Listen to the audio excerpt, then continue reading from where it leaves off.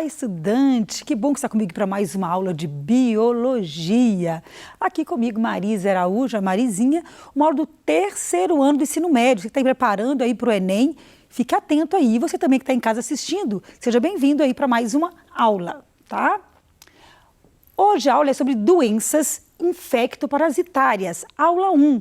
Na próxima semana, aula 2, tá? A gente continua com esse assunto. Área de conhecimento, ciências da natureza e suas tecnologias. O que queremos aprender na aula de hoje? Nós vamos identificar as principais doenças endêmicas e a mortalidade infantil da região em que os alunos moram ou do Brasil e relacioná-las com as condições ambientais e qualidade de vida, como destino do esgoto e lixo, água, moradia, acesso ao atendimento médico e a educação. Vamos lá. O que são doenças infectoparasitárias? São doenças, gente, causadas por agentes infecciosos, né, que vão aí atingir um hospedeiro, tá certo? Essas doenças podem ser causadas por, olha que exemplo, vírus, bactérias, fungos, protozoários e também parasitas pluricelulares, tá? Por exemplo, eumintos, tá? Que vai ser um assunto da próxima aula. Hoje nós vamos trabalhar vírus e bactérias, tá bom? Bem, vamos pensar aqui nas doenças virais. A gente está aí saindo, né? Na verdade, saindo não, estamos ainda nessa pandemia do coronavírus, então o assunto vírus está bem fresquinho aí na cabeça de vocês, não é mesmo? Então vamos trabalhar hoje bastante a questão dos vírus, tá? Vamos ver aqui algumas doenças virais, olha, catapora, dengue, HIV, varíola, raiva, sarampo, hepatite, febre amarela, Covid-19, HPV. Nós vamos estudar algumas hoje por causa do nosso tempo, que é o quê? Curtinho, tá bom? Só lembrar aqui, diferença de endemia para pandemia. Olha, uma doença, quando ela é endêmica, geralmente ela é recorrente naquela região, tá certo? Ela tá sempre ali, né?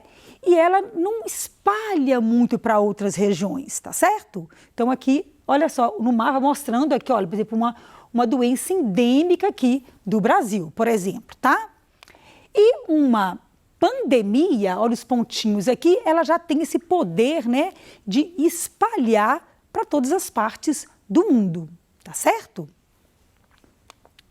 Bem, vamos entender como que o vírus age numa célula. Tá? Vocês têm que lembrar, não pode ser isso nunca, ainda mais você que está aí tentando aí o Enem, que o vírus é um parasita intracelular obrigatório. O que quer dizer isso?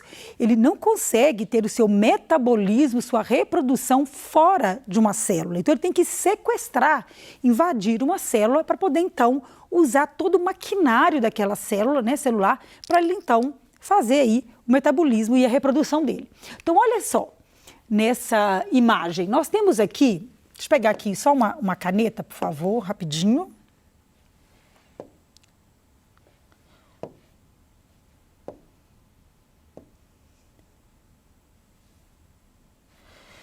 Bem, primeira coisa que o vírus tem que fazer é a adsorção, quer dizer, ele tem que encaixar em olha aqui, em uma proteína da célula, tá? Tem que haver esse encaixe, vai ter uma especificidade, né? Ele não vai conseguir encaixar em qualquer proteína, qualquer receptor de célula. Ele vai encaixar, lembrando que o vírus tem ele tem aí, olha, um envoltório de proteína, o material genético, pode ser DNA ou RNA, ele vai, então, injetar esse material genético dentro da célula. Agora sim, dentro da célula, esse material genético vai começar a comandar a síntese das proteínas virais, vai tirar cópia do seu próprio DNA e vai montar o vírus. Então, vamos ver aqui, continuando o vídeo, olha. Nós temos a entrada, depois, olha só, replicação e expressão genética. Então, nós vamos tirar o quê? Cópias daquele material genético. tá certo? RNA ou DNA. E muitas vezes, quando o vírus é de RNA, como por exemplo o vírus da AIDS, ele vai passar para DNA. Existe uma enzima transcriptase reversa que aí modifica de RNA para DNA, ok? Beleza. Próximo passo, gente, é produzir as proteínas virais. Então, ele vai usar o ribossomo dessa célula que ele infectou, tá certo? Então, o ribossomo vai começar a ler, então, esse material genético, RNA viral, né? Que vai estar com a mensagem de como se faz a proteína. E agora, ele já tem as proteínas, vai acontecer a fase 4, que é a fase de montagem. Vai montar, então, né? E vai unir aqui o material genético mais o envoltório aí de proteína, tá certo? E aí, na última fase, se o ciclo for lítico, ele vai arrebentar a célula, tá? E vai liberar esses vírus e eles vão infectar novas células. Lembrando que temos ciclo lítico e lisogênico. No caso do lisogênico, ele não arrebenta a célula, tá ok?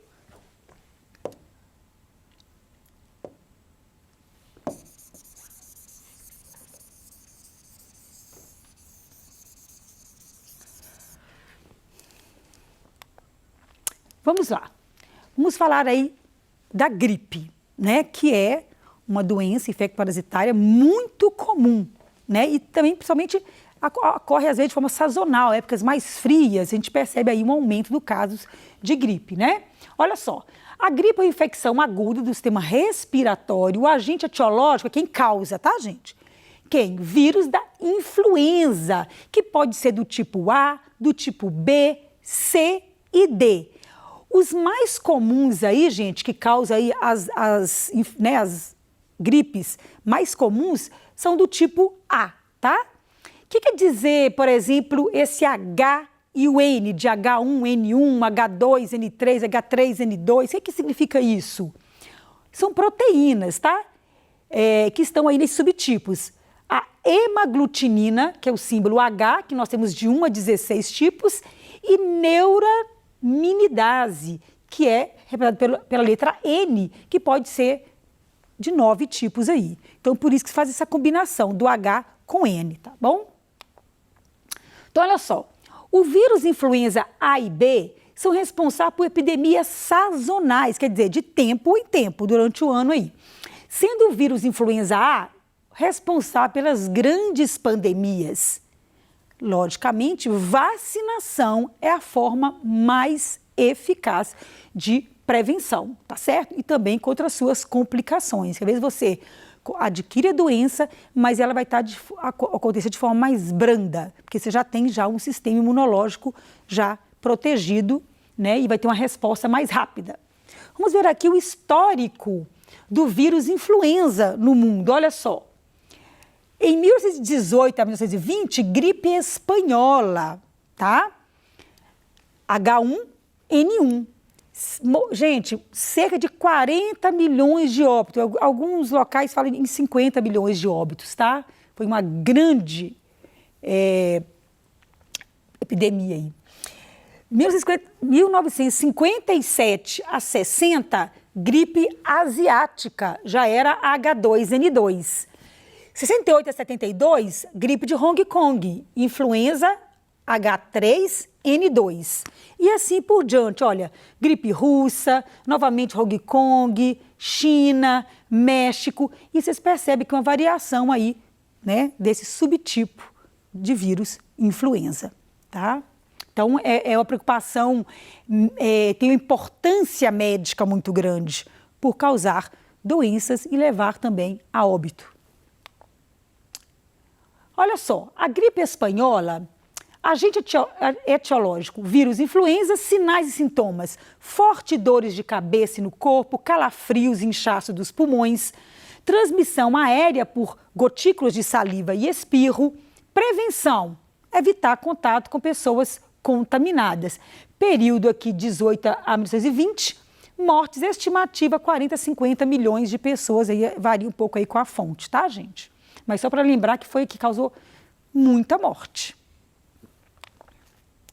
Aqui, gente, essa imagem mostra soldados afetados pela gripe espanhola no hospital, né, no Kansas, Estados Unidos. Então, você percebe aqui, olha, a quantidade de pessoas com a enfermidade. Foi gravíssimo, tá? Bem, SARS, MERS e CoV, ou SARS, MERS e Covid-19. São aí, né, os coronavírus, gente, uma grande família de vírus e causa aí doenças, né, síndromes respiratórias, né? No caso da SARS, síndromes respiratórias agudas graves. Então, vamos estudar um pouquinho sobre elas. Agente etiológico, vírus coronavírus, da família, né? SARS-CoV, MERS-CoV e SARS-CoV-2. Lembrando que o MERS, gente, é uma síndrome do Oriente Médio, que ele surgiu no Oriente Médio, Jordânia, Arábia Saudita, tá? E espalhou aí pelo mundo, aqui olha a data, 2012, mas não com a capacidade tão grande de se espalhar como a SARS, tá? Tá certo? Infectou aí em torno de 2.500 pessoas, com aproximadamente 850 mortes. Agora, no caso da SARS, né, em 2002, na China também, tá? E ela foi basicamente erradicada. Essa palavra é um pouquinho perigosa, porque ela pode estar ali nos seus reservatórios. E o que segurou, né, essa doença e a transmissão dela? Isolamento, medidas drásticas de isolamento, tá? Isso controlou a doença de forma, assim, magnífica e até nos ensinou, né, quando chegamos aí na Covid, que o ficar em casa era essencial, tá certo? Então, a gente aprendeu aí, né, a China, por sinal, já sabia como lidar com uma pandemia, tá certo? E ela muito mais aí infectante, ela espalhou também, matou, infectou em torno de 8.000 pessoas e matou em torno de 770 pessoas aí no mundo, tá? E a partir de 2004 a gente não mais teve casos dessa SARS, tá bom? Ok, transmissão aérea através de gotículas de saliva e espirro, prevenção, evitar contato com pessoas contaminadas, uso de máscara, etc. Aqui, gente, seguinte, Marizinha, por que o vírus da Covid-19 infecta as nossas vias respiratórias? Lembra que eu falei com vocês a questão de afinidade por um receptor de membrana que vai se encaixar como chave e fechadura? Pois então, aqui nós temos uma proteína de membrana, né? Desculpa, membrana não, a proteína da cápsula do vírus, que eu chamo de proteína spike, tá? Essa proteína desse capsídeo aí, ela vai se ligar como se fosse uma chave numa fechadura, que é essa proteína ACE2, né? Que tem uma enzima conversora de angiotensina, tá? Que é aí hormônio que controla a pressão sanguínea, vasoconstrição, tá? Então, ela é muito presente aí no pulmão, tá certo? Então, ele encaixa como a chave e fechadura. Existem várias variações, ficou redundante, né? Existem muitas variações aqui dessa proteína, mas o vírus consegue se ligar, né? Mesmo tendo essas variações, e consegue aí rapidamente causar a infecção e se espalhar. Você percebe que a doença surgiu em 2019, como que ela se espalhou rapidamente por todo o planeta, levando aí a muitos óbitos, milhões de óbitos, tá? Então, tem que ter esse encaixe, tá certo, gente? E aí, o vírus, então, vai colocar o seu material genético dentro da célula. Então, tem que haver uma especificidade parasita hospedeiro.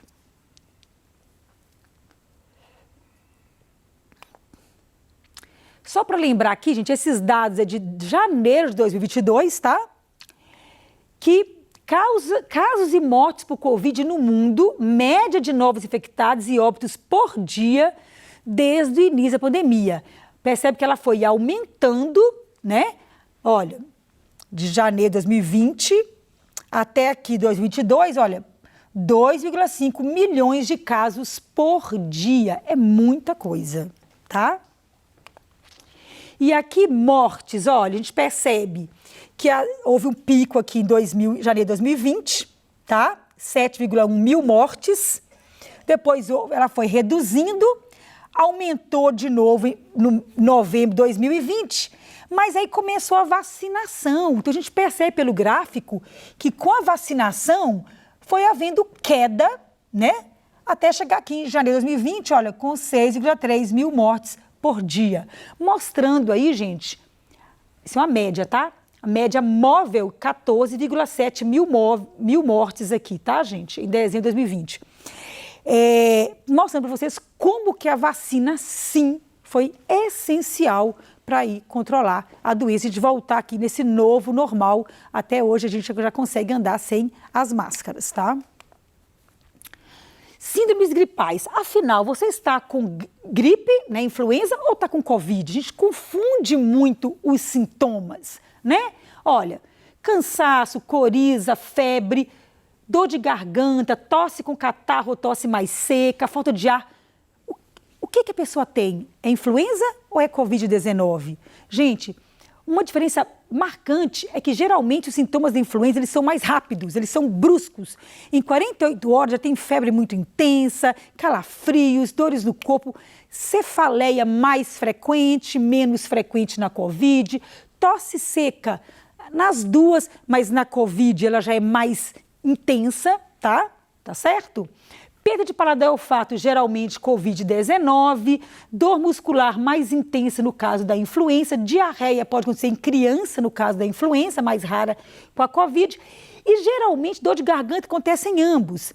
Mas olha só, você fica confuso, então o importante é fazer o teste, né? Lembra do teste? O PCR, né? RT-PCR, que é muito mais seguro, tá certo? E no caso do sorotipo, ele vai só detectar se você já teve, né? Se você já está com anticorpo, tá? E o RT-PCR vai detectar aí material genético do vírus e é mais no início da infecção. Se você fizer o teste em época errada, você pode ter aí um falso negativo. Aí o médico vai te indicar qual teste é o melhor. Aqui mostrando a vacina, salve as vacinas, né? Então, o exercício aqui, vou deixar para vocês fazerem em casa, por causa do nosso tempo. Você pode aí procurar no site da Rede Minas ou do Se Liga. Então, eu vou falar um pouquinho agora da relação entre saneamento básico e doenças infecto-parasitárias. Tem tudo a ver, tá, gente? Saneamento básico é garantia de água potável na sua torneira, rede de esgoto encanada e tratamento de esgoto. E isso, logicamente, vai favorecer aí a saúde, porque vai ter o quê? Menos exposição a esses agentes infecciosos, tá? Olha alguns dados, 5,5 milhões de brasileiros sem água tratada e quase 22 milhões sem esgoto nas 100 maiores cidades, segundo o novo ranking de saneamento, que são dados de 2021. 13,38% dos brasileiros não têm acesso a abastecimento de água, tá? Gente, e nas 100 maiores cidades do nosso país, acesso a de esgoto é restrito a 73,30% dos habitantes. Então, temos sim deficiência de saneamento básico, tem que ser uma política pública aí, né, que a gente tem que lutar por ela, porque ela é importante para a saúde, né? Aqui, gente, esse gráfico mostra uma relação entre internações por carência de saneamento básico. No norte, que está aqui de amarelo, tá? E nordeste, menos saneamento, mais internação por falta de saneamento básico, aí, por doenças infecto-parasitárias, tá? E no sul, que está de vermelhinho, melhor saneamento. Sudeste também está aqui de uma cor meio parda, já tem aí, já menos internações, tá? Mostrando essa relação aí. E só para lembrar aqui, olha, falta de saneamento, várias doenças podem ser causadas. Olha, Escherichia coli, que é bacteriana, arbovirose, hepatite A, que é viral, disenteria, que pode ser viral ou bacteriana, febre tifoide, cólera, leptospirose, né, que é causada aí por ratos, né, que vão aí se contaminar com bactéria e vão espalhar. Acontece muito em época de enchentes, tá? E contato com a água. Então, gente, ó, o saneamento básico é muito importante, nós temos aí que cobrar do governo, tá? E espero que tenham gostado. Mande sua dúvida para mim e eu te espero no Tira Dúvidas. Um grande beijo da Marizinha.